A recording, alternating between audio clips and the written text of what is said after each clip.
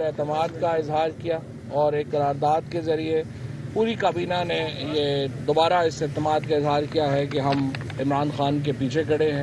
جس طرح سے پاکستان کی پوری قوم عمران خان کے پیچھے کھڑی ہے اسی طرح سے کابینہ جو ہے وہ بھی عمران خان کے پیچھے کھڑی ہے. کل کے فیصلے میں ہم یہ سمجھتے ہیں کہ جس قسم کا فیصلہ آیا ہے اس سے پارلیمنٹ کی جو سپریمیسی ہے وہ خطرے میں پڑ گئی ہے اور جو سپریم کورٹ نے جس طریقے سے اجلاس بھی خود ہی طلب کیا پھر اس کی ٹائمنگز بھی جو ہے اس کے میں سپریم کورٹ نے دی اور جو فیصلہ ہے رولنگ ہے جو اسپیکر کی سپریم کورٹ کے پاس تو مواد ہی نہیں تھا کہ وہ رولنگ صحیح ہے یا غلط ہے.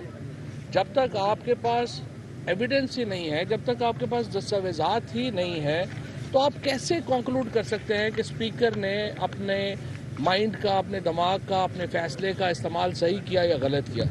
اگر آپ اس نتیجے پہ پہنچنا چاہتے تھے کہ رولنگ صحیح ہے یا غلط ہے تو پھر آپ کو وہ مواد دیکھنا چاہیے تھا نا جو کہ اسپیکر کے پاس تھا یا جس کی بنیاد پہ اسپیکر نے اس فیصلے تک پہنچے.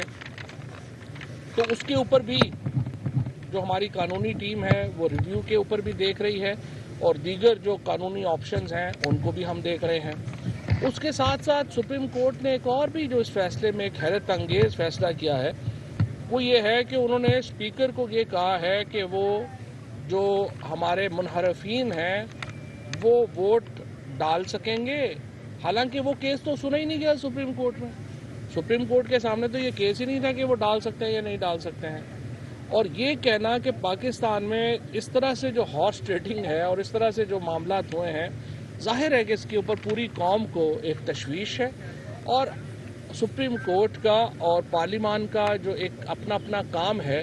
ہم سمجھتے ہیں کہ اس فیصلے کے بعد یہ ممکن نہیں رہا کہ آپ یہ جو ٹریکٹومی آف پاور جس کو ہم کہتے ہیں یا سپریشن آف پاورز کا جو خلاف ورزی ہوئی ہے اور پارلیمنٹ کی سپریمیسی اب نہیں رہی ہے. جو حاکمیت ہے وہ پارلیمان کی نہیں رہی ہے بلکہ وہ شفٹ ہو گئی ہے سپریم کورٹ کی طرف. اور اس کا مطلب یہ ہے کہ پاکستان کے عوام حاکم نہیں ہیں پاکستان کے بلکہ جو ججز ہیں یا چند ججز جو ہیں وہ اس کا فیصلہ کریں گے. سو یہ ایک ایسا معاملہ ہے جس کے اوپر بہرحال سپریم کورٹ کو نظر ثانی کرنی چاہیے اور ہم انشاءاللہ اس کی نظر ثانی کے لیے بھی جائیں گے اور اس گفتگو پہ بھی جائیں گے. اب دوسرا اہم معاملہ یہ ہے کہ یہ ایک عمومی نو کانفیڈنس موشن نہیں ہے. عمومی نو کانفیڈنس موشن ہو تو اس کو ویلکم بھی کیا جاتا ہے لیکن ہم نے اب تک جو مٹیریل ہے جو وفاقی حکومت کے سامنے موجود ہے اس سے یہ بات بالکل واضح ہے کہ یہ جو نو کانفیڈنس موو آئی ہے یہ ایک بین الاقوامی سازش کے تحت لائی گئی ہے. اس کی پشت کے اوپر چند بڑے مافیاز ہیں ممالک ہیں اور جس طرح سے اس کو پاکستان کے عوام تک پہنچایا گیا ہے وہ سارے کا سارا جو سیریز ہے وہ شہادتیں جو ہمارے پاس ہیں ان سے ظاہر ہوتا ہے کہ وہ ٹینٹڈ ہے. لہٰذا آج کابینہ نے یہ فیصلہ کیا ہے کہ کل جو ممبران اسمبلی ہیں ان کو وہ ریکارڈ جو اس وقت وفاقی حکومت کے پاس ہے اوریجنل سائفر جو ہے وہ اس کو دیے بغیر جو اوریجنل ریکارڈز ہیں سارے وہ تمام جو ممبران اسمبلی ہیں ان کے سامنے رکھے جائیں. جو شہادتیں ہیں اب تک اس نو کانفیڈنس کی وہ ان کے سامنے رکھی جائیں اور اس کے بعد بھی اگر کوئی یہ نو کانفیڈنس موو میں جانا چاہتا ہے تو پھر پاکستان کے لوگ فیصلہ کریں گے کہ پاکستان میں کون کدھر کھڑا ہے.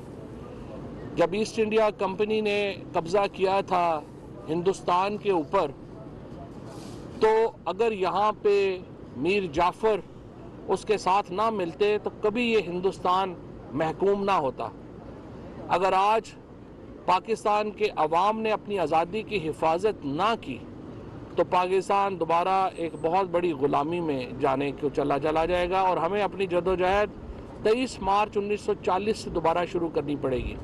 ایک امپورٹڈ سلیکٹڈ گورنمنٹ ہمارے اوپر مسلط ہوگی جس کی باغیں کہیں اور سے ہل رہی ہوں گی. پاکستان اپنے فیصلے خود نہیں کر پائے گا.